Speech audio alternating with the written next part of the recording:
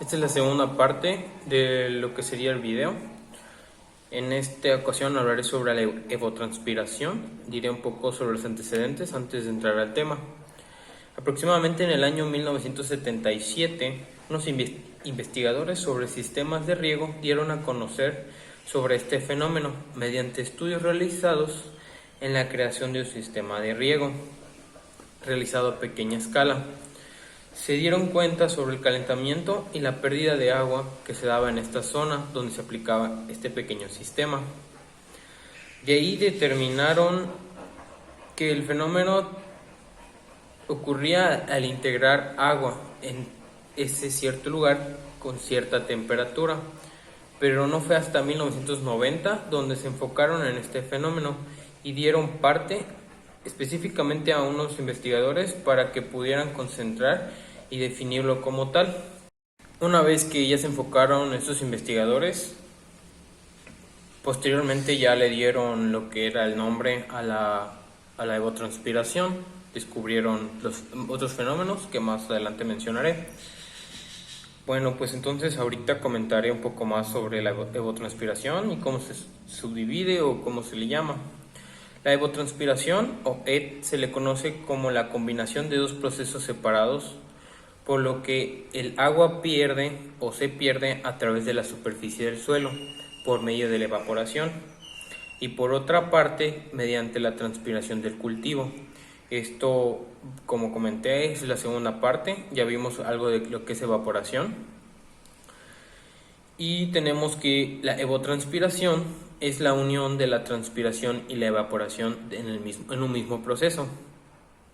Para retomar un poco, diré que la evaporación es el proceso por el cual el agua líquida se convierte en agua de vapor, la vaporización o evaporación, y se retira de la superficie evaporante por medio del vapor, como ya comenté.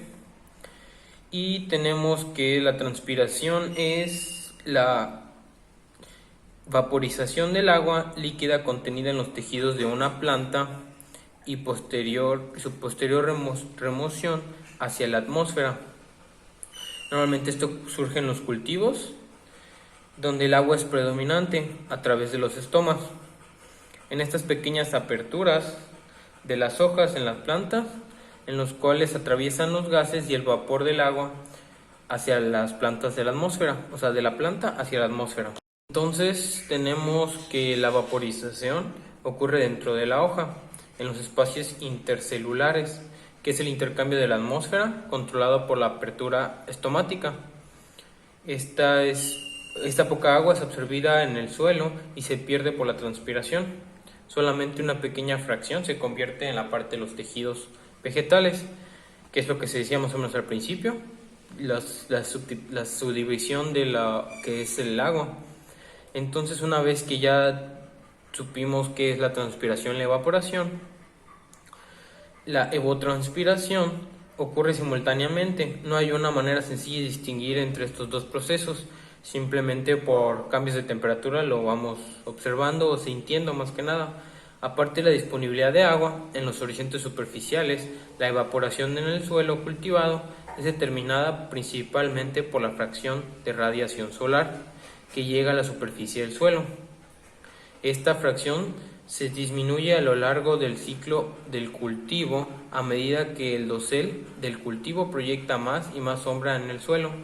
Una vez conocido esto, hacemos la referencia entre que mientras más calor solar o más calor tenga la superficie donde se le aplique el agua, mayor evotranspiración ocurrirá, o más bien donde haya el cultivo, porque es la entrefase entre esas dos partes.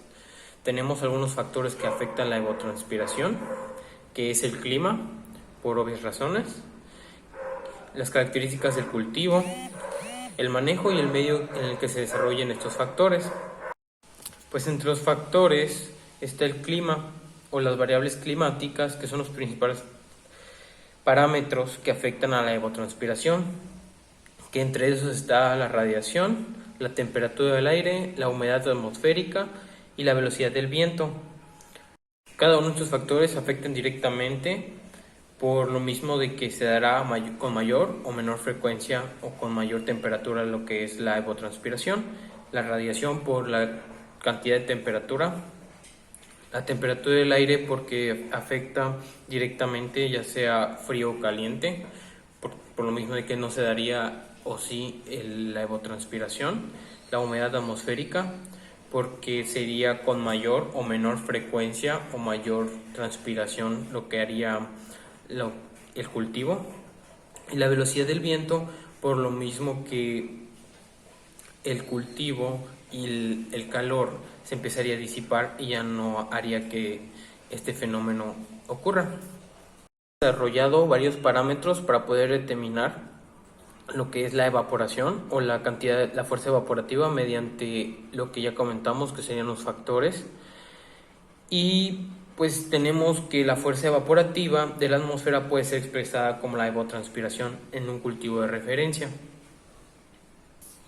La evapotranspiración incluye tres diferentes definiciones, las cuales serían la evapotranspiración de cultivo de referencia, la de cultivo bajo condiciones estándar y la bajo cultivo de condiciones no estándar.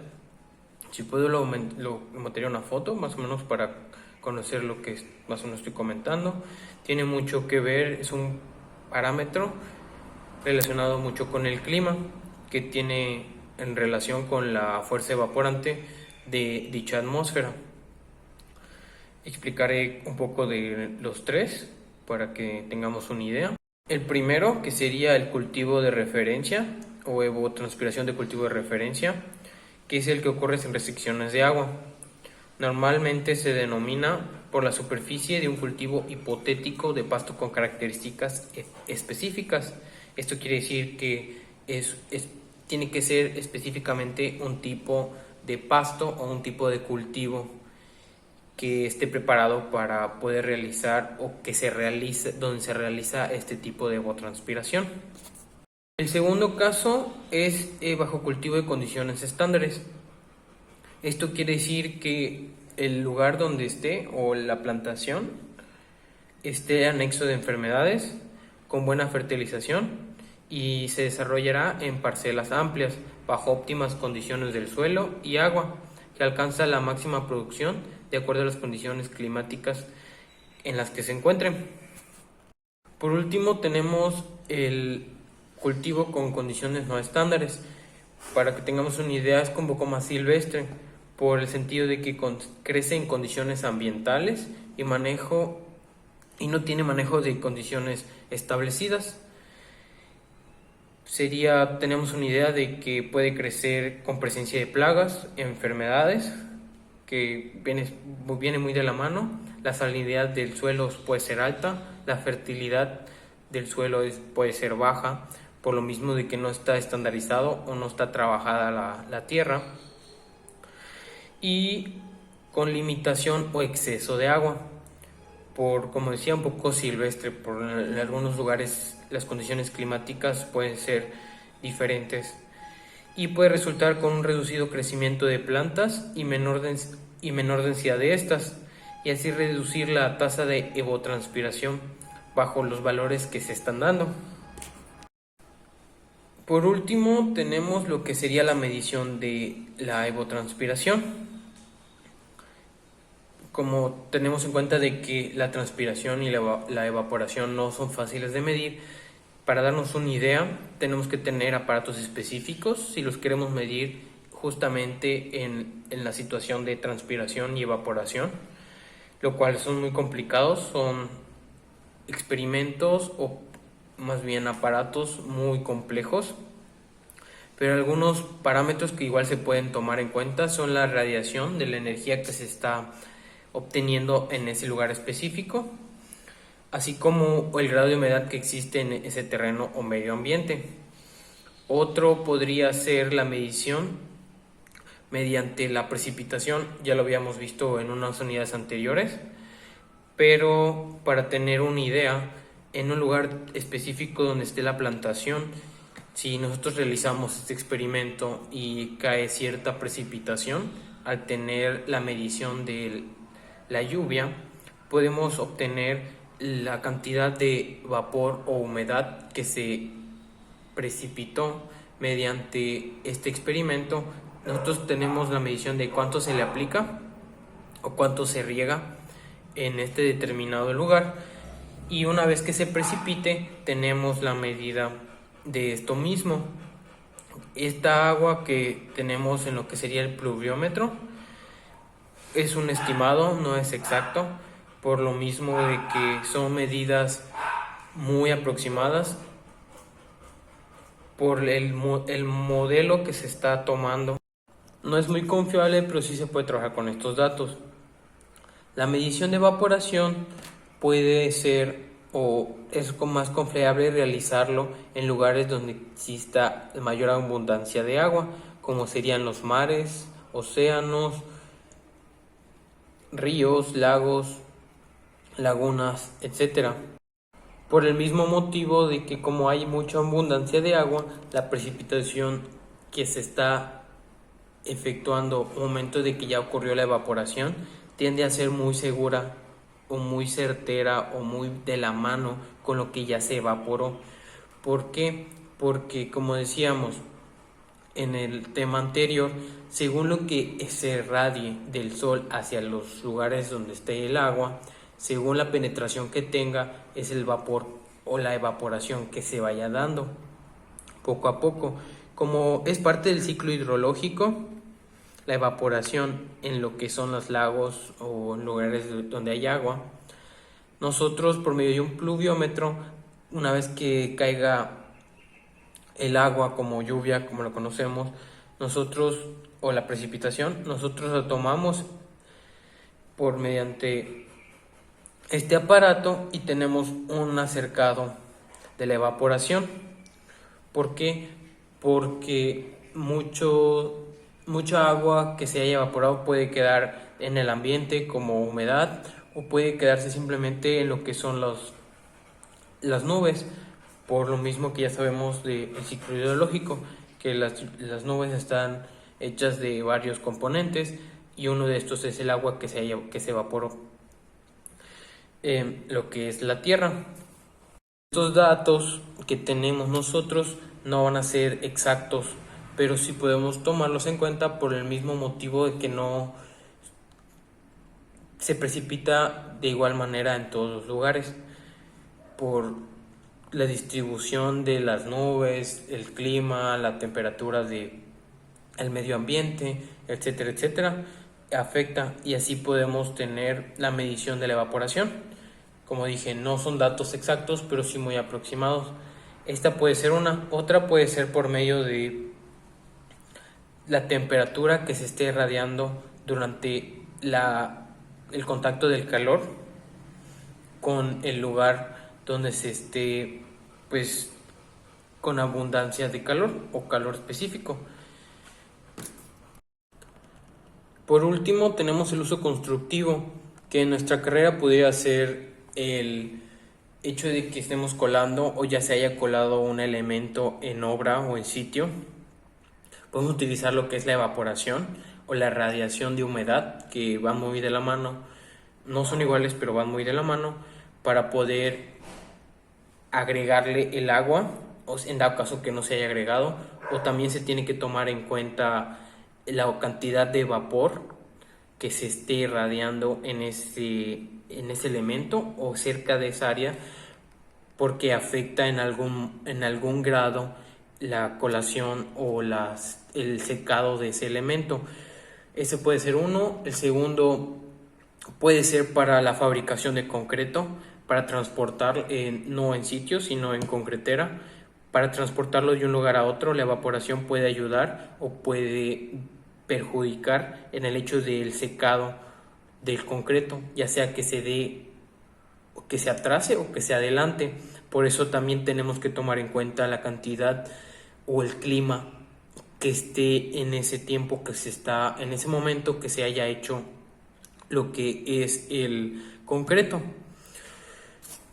Como consiguiente, tenemos que tomar en cuenta la evaporación igual, porque puede afectar a nuestros elementos como son la cimentación, zapatas, etcétera, etcétera, porque ya sea que pueden dañar los elementos como tal, o pueden hacer que su nivel de vida sea menor o mayor, dependiendo de si nos usamos a nuestro favor o lo usamos en contra, o en dado caso que no lo tengamos en cuenta, sería en nuestra desventaja como ingenieros.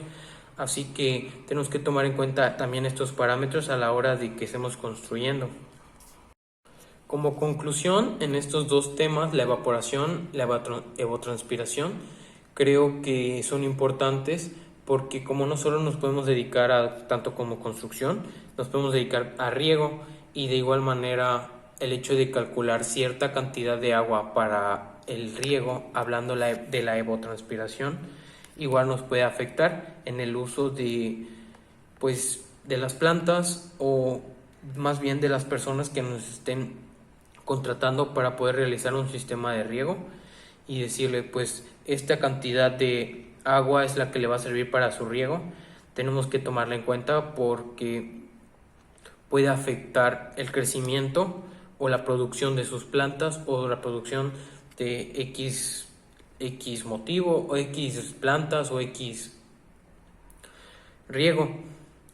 De igual manera, la evaporación la tenemos que tomar en cuenta por lo que expliqué un poquito anterior, de que nuestros elementos tienen que considerarse con un poquito de agua o un poquito menor, o sea, más o menos de agua.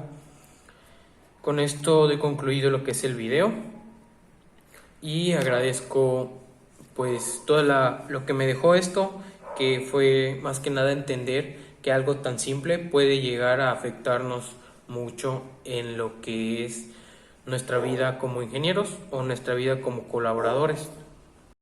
Otra cosa que me dejó fue que entendí que existía la evotranspiración, porque antes no sabía qué era como tal.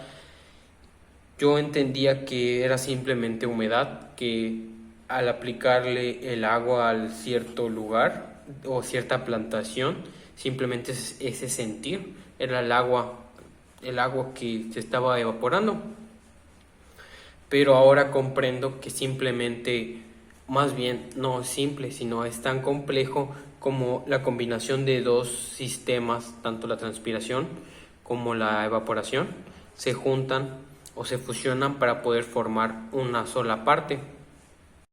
De igual manera, como ya dije, tenemos que tomarlo a consideración como constructores, porque igual puede depender mucho de nosotros que esto le afecte a la construcción, y en algún momento las resistencias sean mucho menores de lo que nosotros tenemos calculado, y pues nosotros podemos tener problemas por eso, tanto económica como fiscalmente, por las normativas que no se están cumpliendo.